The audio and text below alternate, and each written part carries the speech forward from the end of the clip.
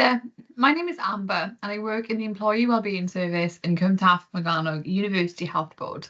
And this is a recording of our anxiety workshop. The first half of the video, we will be looking at understanding anxiety. Within the second half, we will then be looking at how we can manage our anxiety. Now, before we get started, I would just like to make you aware there will be different reflection points during the video where you might want to make notes and reflect on different questions that I might ask. So you might find it helpful to grab a pen and paper just so you can make some notes. And if you'd like, you can even pause the video if you need longer to think. So please feel free to pause the video now if you would like to grab a pen and paper.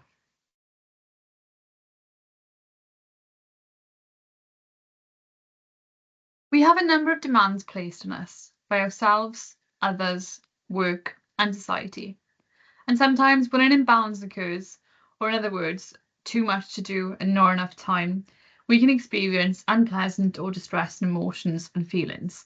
For example, like anxiety.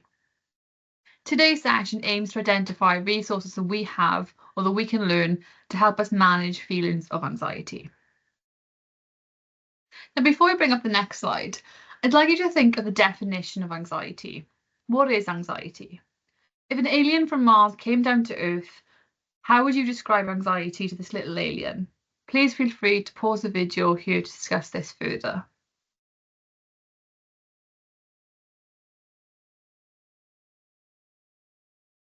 The definition that we have for anxiety states that anxiety is what we feel when we are worried, tense, or afraid, particularly about things that are about to happen or which we think could happen in the future. Anxiety is usually a natural response to pressure, feeling afraid or threatened, which can show up in how we feel physically, mentally, and in how we behave. It's common to describe anxiety as a feeling of dread, fear, or unease, which can range from mild to severe. We can make sense of anxiety by looking at how our thoughts, bodily sensations, behaviours, and emotions, and how they're all connected, and how this can become a vicious cycle. Take a look at the hot cross bun diagram on the screen. We can see from this that no matter where you start, each of those circles flows into one another. For example, our thoughts can feed our behaviours, behaviours can feed our thoughts, our emotions can then feed into bodily sensations, and so forth. Have you ever heard of fight or flight before? The fight or flight response is an involuntary physiological reaction that is triggered through our perception of danger. Imagine walking through the woods. You come face to face with a bear.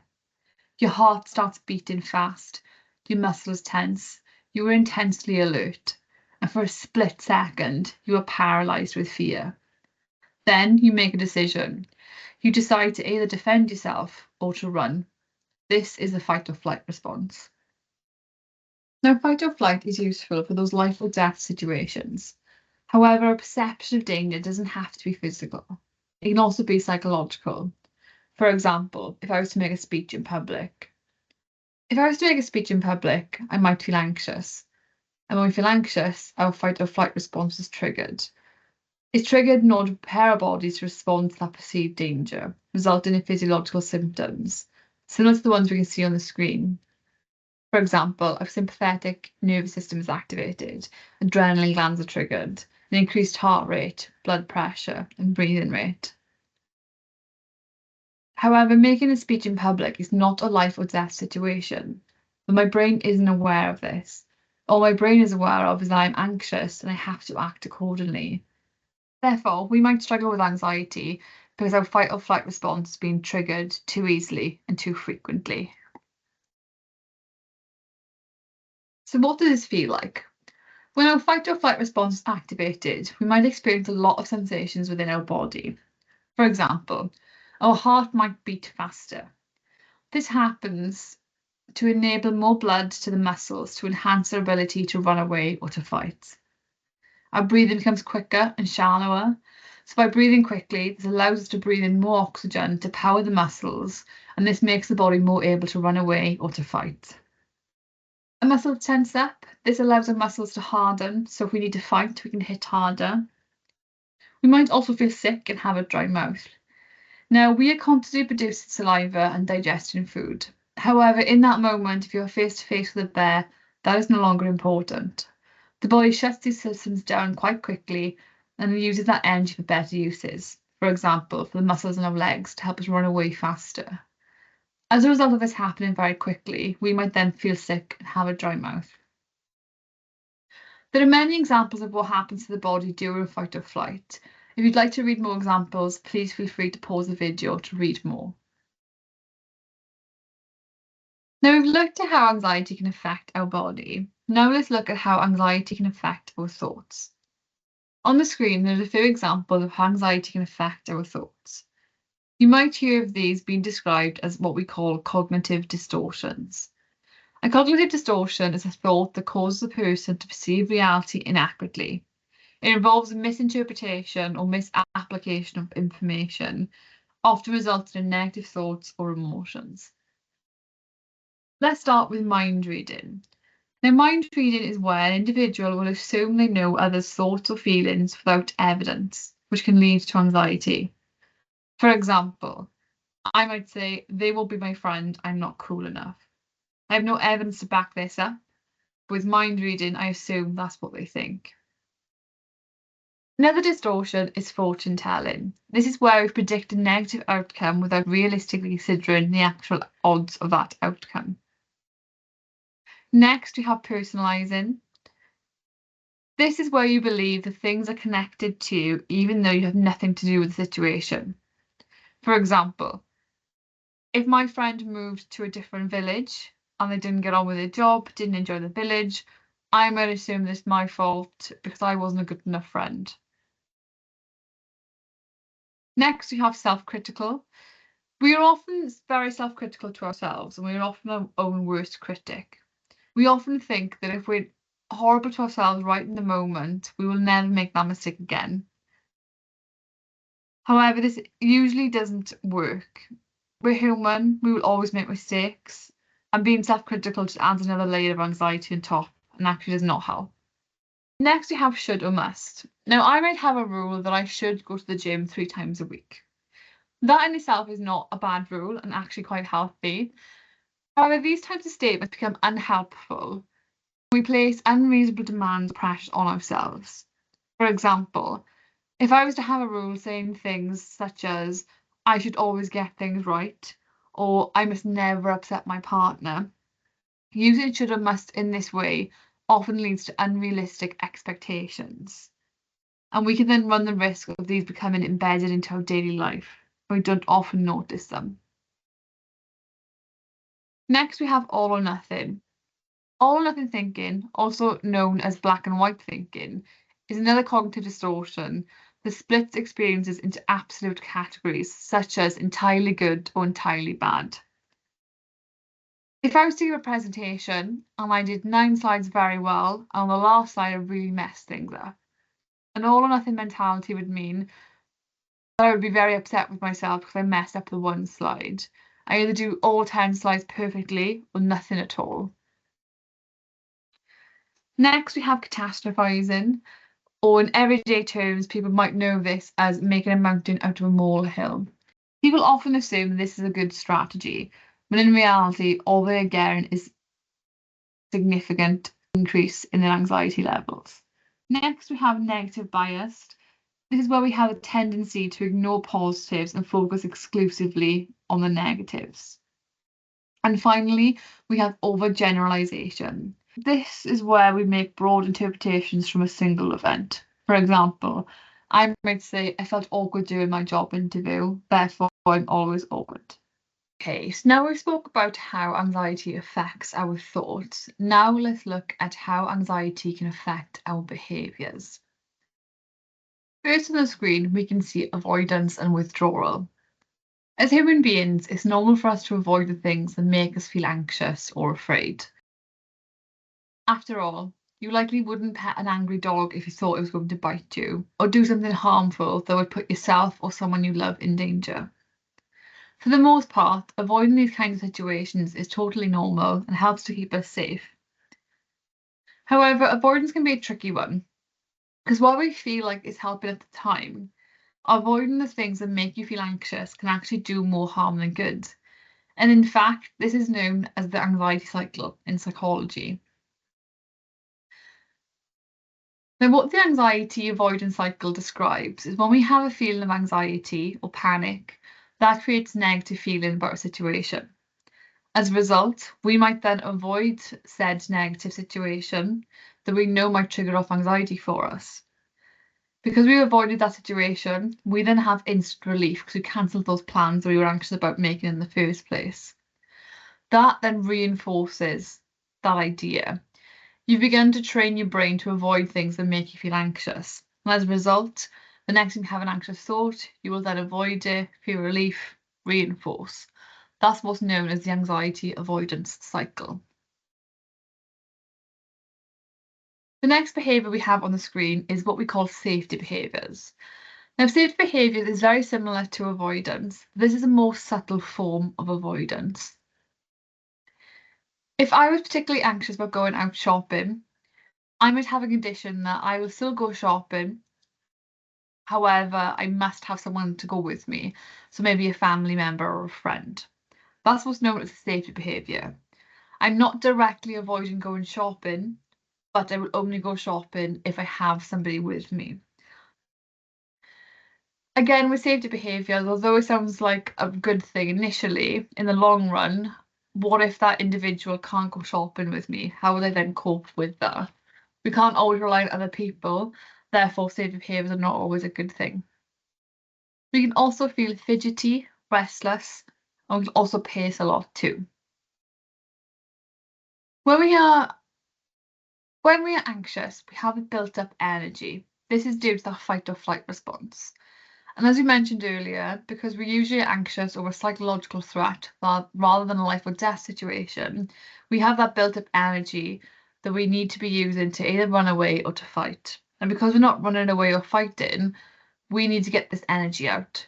So we can do this through fidgeting, feeling restless, or pacing.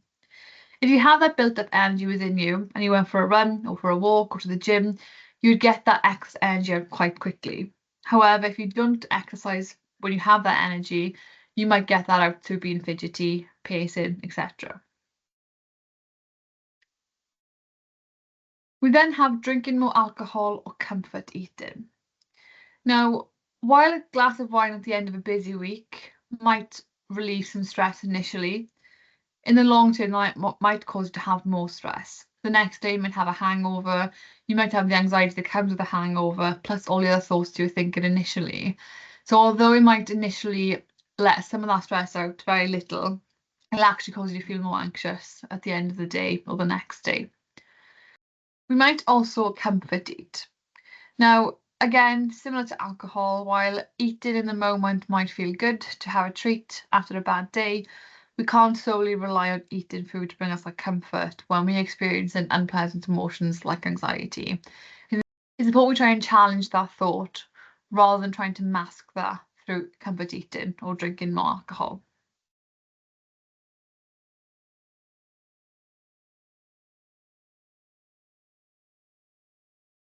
Now let's look at part 2 of the session.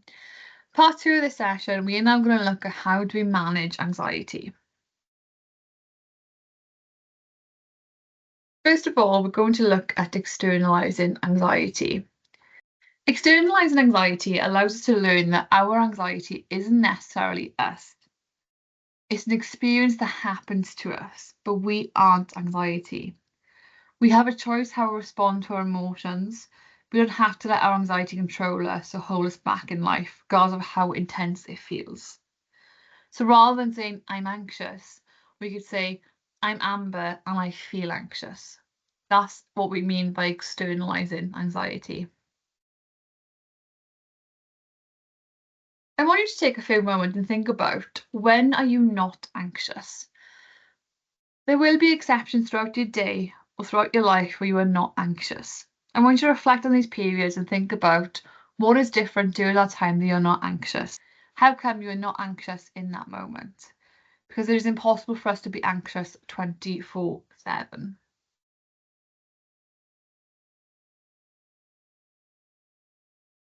Belly breathing. Another way to manage anxiety is through breathing techniques. One breathing technique you can see on the screen here is what we call 7-11 breathing. This involves us breathing in through the nose for 7 seconds and out through the mouth for 11 seconds. Now, this might seem a long time for some people. If so, I would recommend using a 6-10 approach. So breathing in through your nose for 6 seconds and out through your mouth for 10 seconds. I mentioned earlier on in the session, when we are anxious and that fight or flight is triggered, our breathing becomes quicker and shallower. By engaging in a technique or tool such as belly breathing, this will allow you to reset your sympathetic nervous system to allow your body to know that you're safe as you're able to take that deep breath in. If you are able to put one hand on your chest and one hand on your belly and take a normal breath in, take a look at what hand moves the most. Is it your chest hand or is it your belly hand? If your chest hand is moving more, that might suggest you are struggling with anxiety at the moment. We want to be aiming to be belly breathing. There's 2 ways of doing this. One is to focus on your belly button and think of your belly button when you breathe in to hit the back of your spine, moving that belly in and out, and focus on the air moving in and out of your belly. Or another way you could do this is to lie down on the bed or on the settee, put a heavy book onto your belly and move your belly up and down, trying to move that book. And that will help you to switch from chest breathing to belly breathing. Next, we're going to look at progressive muscle relaxation. This is a technique that's going to help you to recognize tension and how to recognize relaxed muscles. This works by working through the body by tensing and relaxing each muscle group, one group at a time. Within the Wellbeing Service, we have VR headsets that have progressive muscle relaxation programs pre-programmed on the headsets. Therefore, if you are interested in progressive muscle relaxation, you can either Google this for more information to find audio links, or as mentioned, you can borrow a headset from the Wellbeing Service from us for more information. Next, we have grounding. Now, grounding is a really quick tool to help you ground yourself into the present moment. It's thinking about 5 things you can see, 4 things you can hear, 3 things you can touch, 2 things you can smell, and 1 thing that you can taste. Now, when we say 5 things you can see, 4 things you can hear, I really want to be interested in what you can see, hear, taste, touch, etc. For example, if you hear a noise, is that a nice sweet noise? Is it an annoying noise? Is it loud? Is it quiet? By being interested in these things you can see, hear, taste and touch, you ground yourself into the moment and being very present. And this will help you to be in the moment rather than thinking about the worries and the anxious thoughts. On the screen, there are a few different thought-provoking questions you can ask yourself to challenge your anxious thoughts.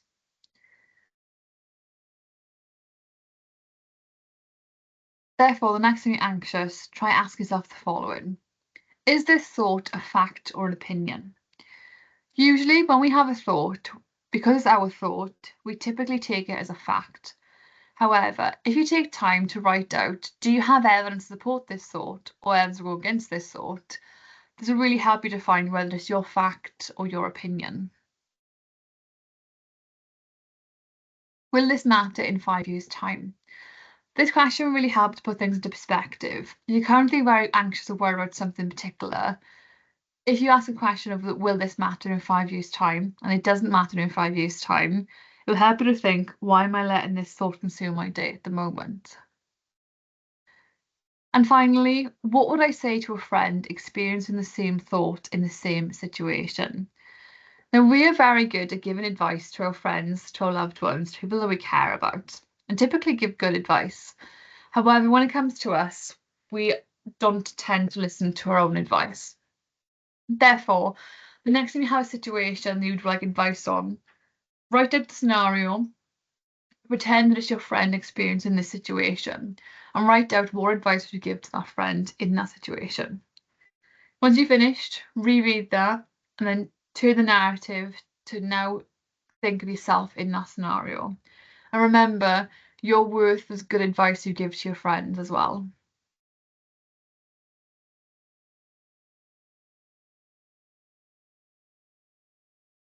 Next, we have worry time and the worry tree. Now, this worry tree will be linked in the description for you to have a little closer look at. Worry time is a technique that people use in order to manage their worries differently. What this entails is writing down your worries throughout the day and looking at them in the evening for a half an hour period in your worry time. What you will need to do is when a worry hits you in the day, you write that worry down and say to yourself, I'm not thinking about this now, I'm going to think about this later, and carry on doing whatever you were doing in that moment. If a thought pops back up, rewrite the thought down and tell yourself, I'm not thinking about this now, I'm going to think about this later.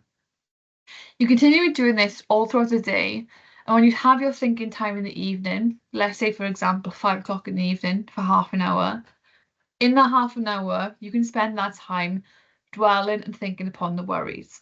Once the half an hour is up, you close the book and you carry on doing things for the rest of the evening. And if a thought pops back up again after your worry time, you rewrite that down and say to yourself, I'll think about this again in tomorrow's worry time. What this handy tool does is it enables you to still worry about things, but in a more controlled way. So rather than worry and control your day, you're actually controlling the worry. The worry tree, which I will link in the description, has some questions you can ask yourself to help you manage the worry differently also, and help you to challenge what needs to be done in terms of how you're thinking and what types of worries you're having.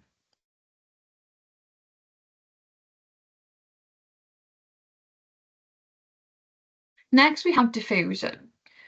Now, diffusion is a technique to help let go of thoughts that's typically found in what we call acceptance and commitment therapy.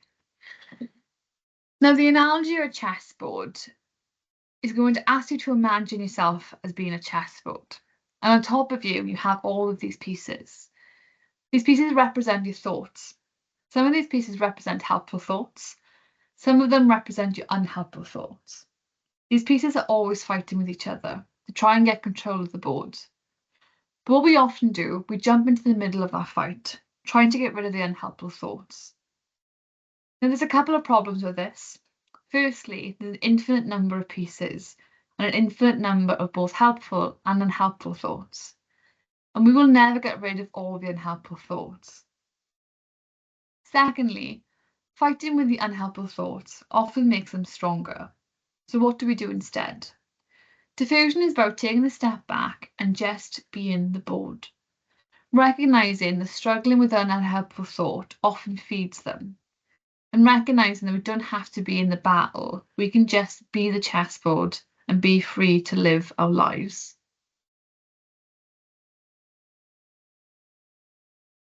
Other examples of diffusion activities to try out are on the screen, as you can see. The first one is I'm having the thought that.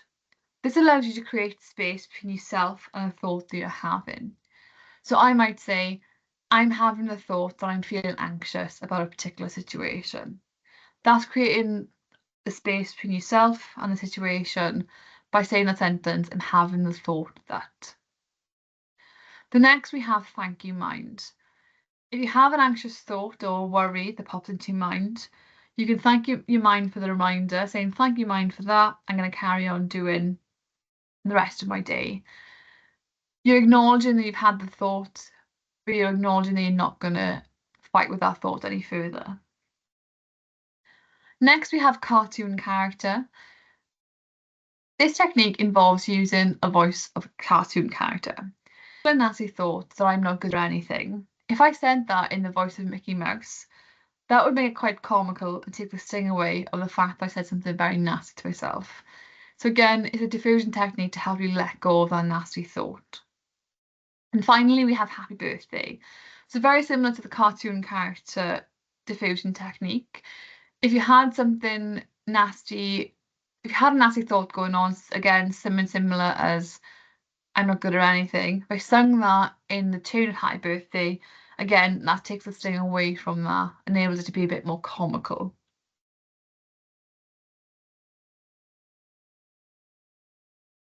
finally, gradual exposure, or some people might know this as graded exposure. Graded exposure talks about the fact that habituation won't last forever. And what we mean by that is, while you might feel anxious, that anxiety won't last forever. And although it might feel difficult, it's important that we stay in the anxiety-provoking situation because eventually that anxiety will reduce. Therefore, it's important that we don't dive into the deep end with facing a feared or anxiety-provoking situation, but take it step by step by planning a hierarchy and engaging in what we call graded exposure.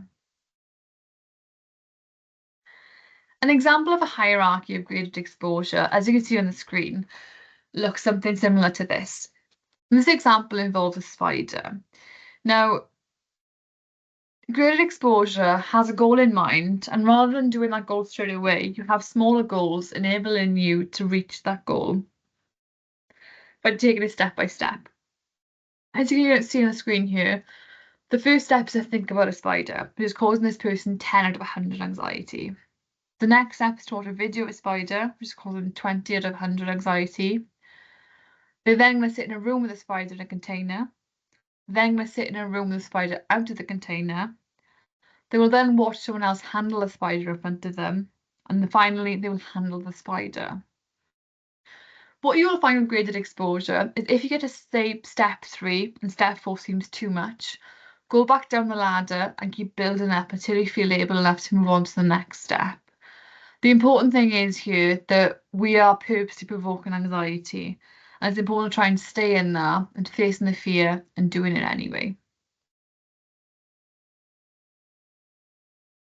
If you were a scientist for some kind of theory or hypothesis or something, you need to test the theory out by conducting an experiment. You'd often then reflect afterwards to see what evidence you found. Did that support your theory or did it not? Similar with our thoughts. We get a lot of thoughts about what might happen in certain situations, and these thoughts often feed our anxiety and our fear. But they're just theories. We don't know how accurate they are.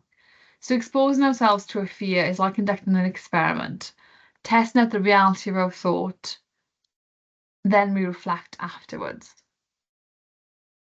Thank you for joining me for today's session. I hope you found it of use. To conclude, I would encourage you to reflect on the final points seen on the screen. Firstly, ask yourself, what has resonated with me most during today's session? What have I noticed about my well-being during this session? And finally, what is one thing I can do now to support my own well-being after this session? If you require further support, you can see more information on our website at ctmuhb.nhs.wales/staff/employee wellbeing.